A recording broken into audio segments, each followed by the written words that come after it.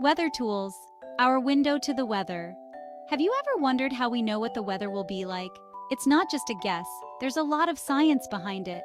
Just like detectives use tools to solve mysteries, we use special tools to understand the weather. These tools help us gather information and make predictions.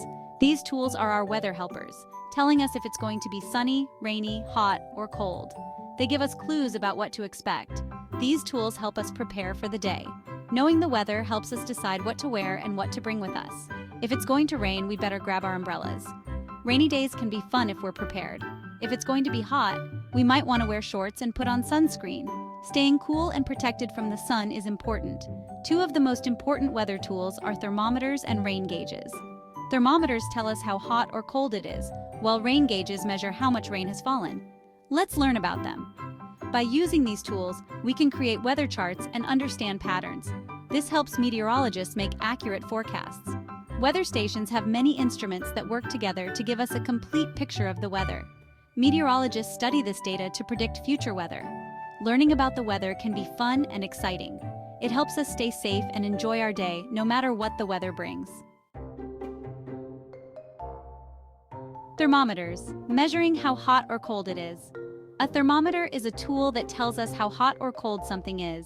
It can be used in many different places, like in your home, outside, or even in your body to check if you have a fever. It's like a detective for temperature. Just like a detective solves mysteries, a thermometer helps us solve the mystery of how warm or chilly something is. You know how we use our hands to feel if something is hot or cold? Sometimes our hands can be wrong or not very precise. Well, a thermometer helps us measure temperature more accurately. It gives us a number that tells us exactly how hot or cold something is, so we don't have to guess. It uses a special liquid that goes up when it's hot and down when it's cold. This liquid is usually colored so we can see it easily. The higher the liquid goes, the hotter it is. When the liquid is low, it means it's cold. This way, we can always know the exact temperature around us. Different kinds of thermometers. Just like there are different kinds of shoes for different activities, there are different kinds of thermometers for different jobs. Some thermometers measure the temperature of the air outside. Others measure the temperature of our bodies when we're sick. Some thermometers even use lasers to measure the temperature of things from a distance. Section 4. Mercury and modern thermometers. Some older thermometers used a shiny, silvery liquid called mercury to measure temperature. Mercury is poisonous, so it's important to be careful around old thermometers.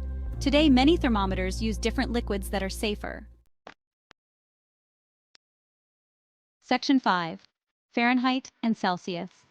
Two ways to measure temperature. Temperature is a measure of how hot or cold something is, and it's an important part of our daily lives.